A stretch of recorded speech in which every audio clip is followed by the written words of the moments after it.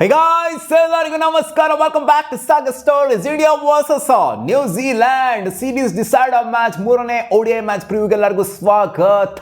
ಮಗ ಸಿಕ್ಕಾಪಟ್ಟೆ curiosity create ಆಗಿದೆ ಈ ಸೀರೀಸ್ನ ಯಾರು ಗೆಲ್ತಾರೆ ಅಂತ.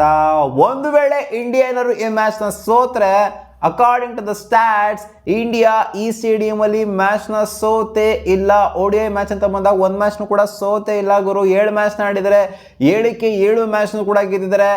ಒಂದು ವೇಳೆ ಈ ಮ್ಯಾಚ್ನ ಸೋತರು ಅಂತಂದರೆ ಅದು ಮೊದಲನೇ ಸೋಲಾಗುತ್ತೆ ನಮ್ಮ ಇಂಡಿಯನ್ ಟೀಮಿಗೆ. ಆ ನೆಲದಲ್ಲಿ ಎಲ್ಲ ಆಗ್ತಿದೆ ಮ್ಯಾಚು ಹೋಲ್ಕರ್ ಸ್ಟೇಡಿಯಮಲ್ಲಿ ಆಗ್ತಾ ಇರೋದು, ಇಂಡೋರ್ನಲ್ಲಿ.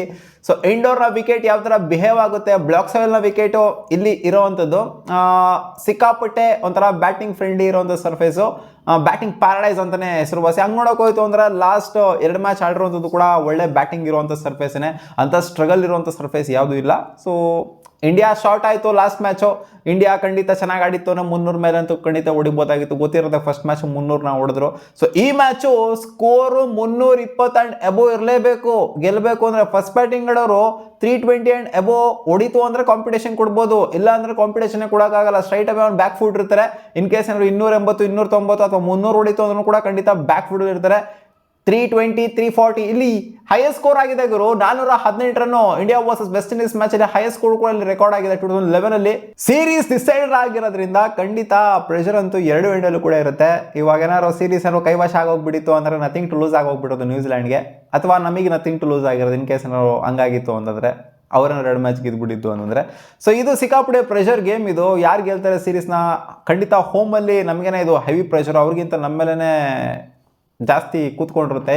ಸೋತಾಗ್ಬಿಟ್ವಿ ಅಂತಂದರೆ ಅಲ್ಲಿ ಅದೊಂದು ಸೋತ್ರಿ, ಇಲ್ಲಿ ಇದೊಂದು ಸೋತ್ರಿ, ಆಸ್ಟ್ರೇಲಿಯಾದ ಹೋಗ್ಬಿಟ್ಟು ಅದೊಂದು ಸೋತ್ರಿ, ನ್ಯೂಜಿಲ್ಯಾಂಡ್ ಮೇಲೆ ಇಲ್ಲಿ ಸೋತ್ರಿ, ಟೆಸ್ಟ್ ಸೋತ್ರಿ, ಇಲ್ಲಿ ಹೋಮಲ್ಲಿ ಇದು ಬೇರೆ ಸೋತಿದ್ರೆ, ODI ಬೇರೆ ಸೋತಿದ್ರೆ, ಏನು ಕುರು ನಿಮ್ಮ ಕತೆ ಅನ್ನೋ ಥರ ಎಲ್ಲರೂ ಕ್ವಶನ್ ಮಾಡೋ ಥರ ಆಗುತ್ತೆ.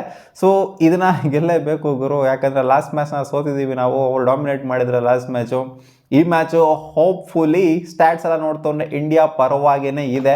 ಈ ವಿಕೆಟಲ್ಲಿ ಸ್ಪಿನ್ನರ್ಸ್ಗಳು ಸ್ಟ್ರಗಲ್ ಮಾಡ್ತಾರಂತೆ, ಸ್ಪಿನ್ನರ್ಸ್ಗಳಿಗೆ ಫುಲ್ ಟೌಲ್ ತಗೊಂತಾರಂತೆ ಬ್ಯಾಟ್ರಿಗಳು ಅಂತ ಸ್ಟ್ಯಾಟ್ಸ್ ಹೇಳ್ತಾ ಇದೆ.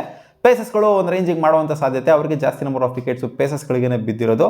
ಆ್ಯಂಡ್ ಬ್ಯಾಟರ್ಸ್ಗಳು ಸಿಕ್ಕಾಪಟ್ಟೆ ಎಂಜಾಯ್ ಮಾಡ್ತಾರಂತೆ. ಆ್ಯಂಡ್ ಸ್ಟ್ಯಾಟ್ಸ್ ವಿಚಾರಕ್ಕೆ ಬಂತು ಅಂದರೆ ಶುಭ್ಮನ್ ಗಿಲ್ ಅವರ ಸ್ಟ್ಯಾಟ್ಸು ಈ ಒಂದು ಇಂಡೋರ್ ಸ್ಟೇಡಿಯಮಲ್ಲಿ ಚೆನ್ನಾಗಿದೆ. ರೋಹಿತ್ ಶರ್ಮಾವು ಕೂಡ ಒಂದು ಸೆಂಚುರಿ ಕೂಡ ODIs ಅಲ್ಲಿ ಈ ಒಂದು ಸ್ಟೇಡಿಯಮಲ್ಲಿ ಬಂದಿದೆ. ಇಂಟ್ರೆಸ್ಟಿಂಗ್ಲಿ ವಿರಾಟ್ ಕೊಹ್ಲಿ ವರ್ಸ್ಟ್ ರೆಕಾರ್ಡ್ನ ಇಟ್ಕೊಂಡಿದ್ರೆ ಈ ಸ್ಟೇಡಿಯಮಲ್ಲಿ ಆಡಿರುವಂಥದ್ದು 4 ODI ಮ್ಯಾಚು, ಅದರಲ್ಲಿ 23 ನಾಟ್ ಔಟ್ ಆಗಿ ಒಂದು ಮ್ಯಾಚ್ ಉಳ್ಕೊಂಡಿದ್ದಾರೆ, 12 ಒಂದು ಮ್ಯಾಚಲ್ಲಿ, 28 ಒಂದು ಮ್ಯಾಚಲ್ಲಿ, ಆ್ಯಂಡ್ 36 ಒಂದು ಮ್ಯಾಚಲ್ಲಿ. ಇವರ ಆವ್ರೇಜ್ ಬಂದ್ಬಿಟ್ಟು 33 ಇದೆ. ಇಲ್ಲಿ ಒಂದು ಸೆಂಚುರಿನೂ ಕೂಡ ಇವರು ಇನ್ನೂ ಹೊಡೆದಿಲ್ಲ, ಹಾಫ್ ಸೆಂಚುರಿ ಕೂಡ ಇನ್ನೂ ರಿಜಿಸ್ಟರ್ ಮಾಡಿಲ್ಲ ಇಂಡೋರ್ ಸ್ಟೇಡಿಯಮಲ್ಲಿ ಅಂತಂದರೆ ನಂಬ್ತೀರಾ ನೀವು? ಹೌದು, ನಂಬಲೇಬೇಕು. ಇನ್ನು ವಿರಾಟ್ ಕೊಹ್ಲಿಗೆ ಒಂದು ಹಾಫ್ ಸೆಂಚುರಿ ಈ ಒಂದು ವೆನ್ಯೂಲಿ ಬಂದಿಲ್ಲ. ಒಂದು ವೇಳೆ ಈ ಮ್ಯಾಚ್ ಹೊಡೆದ್ರು ಅಂತಂದರೆ, ಹಾಫ್ ಸೆಂಚುರಿ ಅಥವಾ ಸೆಂಚುರಿನ ಹೊಡೆದ್ರು ಅಂತಂದರೆ ಅದು ಮೊದಲ ಬಾರಿಗೆ ಇಂಡೋರ್ ಸ್ಟೇಡಿಯಮಲ್ಲಿ, ಹೋಲ್ಕರ್ ಸ್ಟೇಡಿಯಮಲ್ಲಿ ಹೊಡೆದಂಗೆ ಆಗುತ್ತೆ. ಸೊ ಅಂಥ ಮಟ್ಟಿಗೆ ಹೆವಿ ಸ್ಟ್ಯಾಟ್ಸ್ ಇಲ್ಲ ಇವ್ರದ್ದು. ರೋಹಿತ್ ಶರ್ಮಾದು, ಶುಭ್ಮನ್ ಗಿಲ್ದು ಖಡಕ್ ಆಗಿದೆ ಸ್ಟ್ಯಾಟ್ಸು. ನೋಡೋಣ ಅದೇನಾಗುತ್ತೆ ಕತೆ ಅಂತ. ಗೊತ್ತಿರೋದೆ ನಮಗೆ ಒಂದೇ ಒಂದು ಥ್ರೆಟ್ ಯಾವಾಗಲೂ ಕಾಡೋದು ಅಂತ ಅಂದಾಗ, ಇಂಡಿಯಾ ವರ್ಸಸ್ ನ್ಯೂಜಿಲ್ಯಾಂಡ್ ODIs ಅಂತ ಬಂದಾಗ ಡ್ಯಾರಲ್ ಮಿಚೆಲ್ ಇವರನ್ನೇ ಒಬ್ಬರೇ ನಮಗೆ ಸಿಕ್ಕಾಪಟ್ಟೆ ಕ್ವಾಟ್ಲೆ ಕೊಡುವಂಥದ್ದು. ಹಿಂದೆ ಕೊಡ್ತಿದ್ರು, ಕೆನ್ ವಿಲಿಯಮ್ಸನ್ ಅವರು ಎಲ್ಲ ಕೊಡ್ತಿದ್ರು, ಬಟ್ ಡ್ಯಾರಲ್ ಮಿಚೆಲ್ ಕನ್ಸಿಸ್ಟೆಂಟಾಗಿ ಕೊಟ್ಕೊಂಡು ಬಂದಿದ್ದಾರೆ ಕ್ವಾಟ್ಲೆನ. 2 ಮ್ಯಾಚಲ್ಲೂ ಕೂಡ ಕನ್ಸಿಸ್ಟೆಂಟಾಗಿ ಆಡಿರುವಂಥದ್ದು. 3ನೇ ಮ್ಯಾಚಲ್ಲೂ ಕೂಡ ಆಡ್ಬೋದು, ಗೊತ್ತಿಲ್ಲ ಅದೇನು ಹಿಂಗೆ ಇವ್ರ ವಿಕೆಟ್ಗೆ ಯಾವ ಥರ ಪ್ಲ್ಯಾನ್ ಮಾಡಿ ಪ್ರಿಪೇರ್ ಮಾಡಿಬಿಟ್ಟು ಇವ್ರನ್ನ ಎತ್ತುತ್ತಾರೆ ಅಂತ. ಆ್ಯಂಡ್ ಟಾಸ್ ಖಂಡಿತ ಇಲ್ಲಿ ಮ್ಯಾಟ್ರ್ ಆಗೇ ಆಗುತ್ತೆ. ಡ್ಯೂ ಫ್ಯಾಕ್ಟರ್ ಸೆಕೆಂಡ್ ಇನ್ನಿಂಗ್ಸಲ್ಲಿ ಬರೋದ್ರಿಂದ ಖಂಡಿತ ಟಾಸ್ ಗೆದ್ದವರು ಇಲ್ಲಿ ಬ್ಯಾಟಿಂಗ್ ಅಲ್ಲ ಬೌಲಿಂಗ್ ಮಾಡೋದಕ್ಕೇ ನೋಡ್ತಾ ಇರ್ತಾರೆ.